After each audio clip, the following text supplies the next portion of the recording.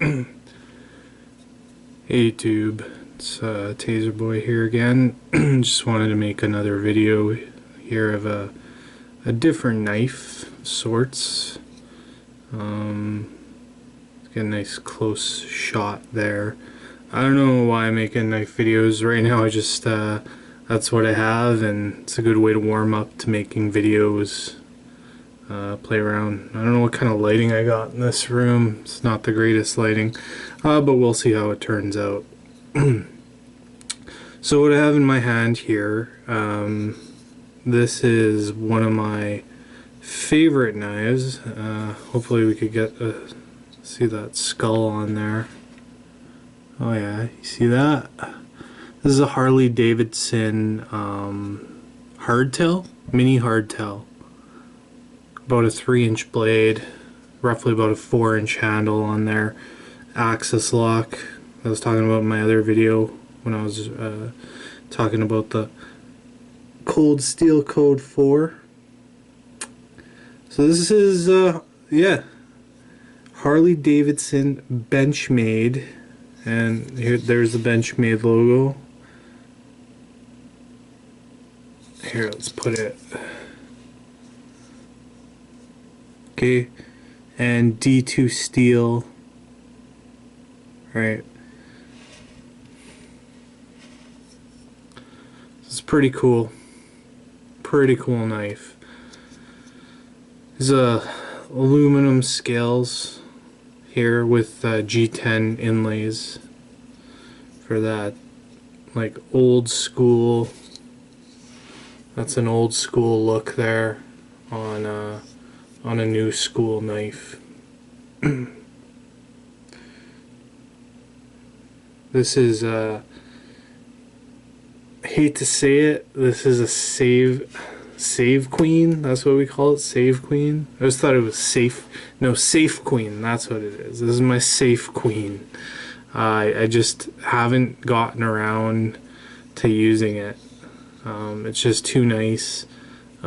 It's not the price point. I think this retails for $145 or something around there. I paid $125 used, shipped, so it was okay.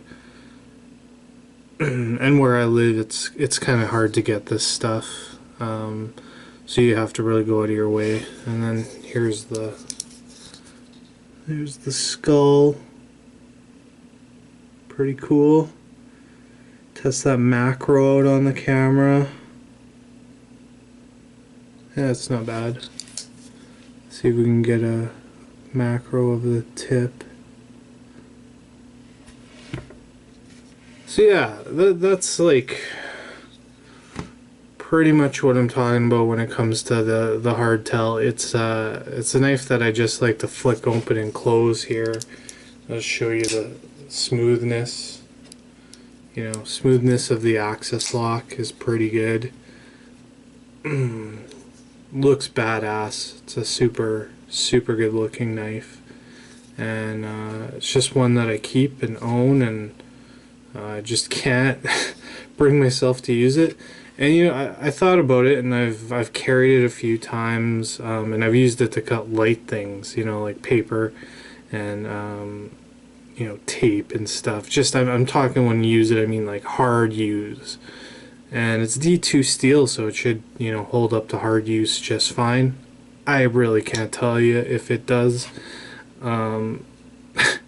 Cuts tape and paper perfect.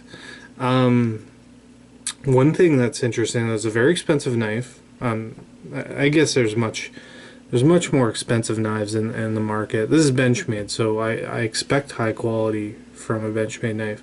But this particular mini hardtail actually has a little bit of vertical blade play, and I'm going to see if you could hear it here if I give it a good pull.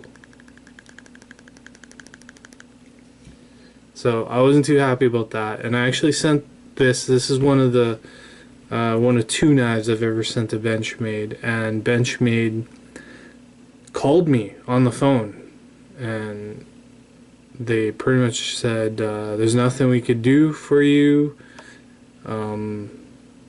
we're going to send you back the knife, but please understand that it's a high quality product with blade play. And I was like, okay, Benchmade, thanks for not helping me and affirming that your you know, vertical blade is high quality. Which is annoying as hell, because there's plenty of axis lock knives that have no vertical blade play. I could think of, you know, Sanrenmu's, what is it, 710, and that thing is like $10 or $12 or something. And there's no vertical blade play on that thing. Nothing. It's made in China. This is made in the USA. Good old USA right here.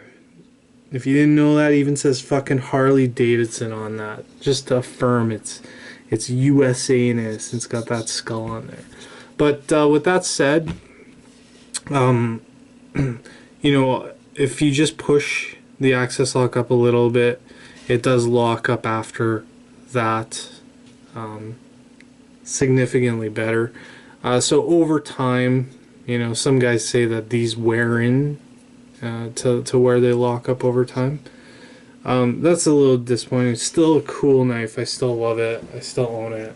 You know, I'm not gonna cry too much about little details. Ultimately, it's not even a knife that I use. I just flick it open and then admire how pretty it is, because it's a pretty knife.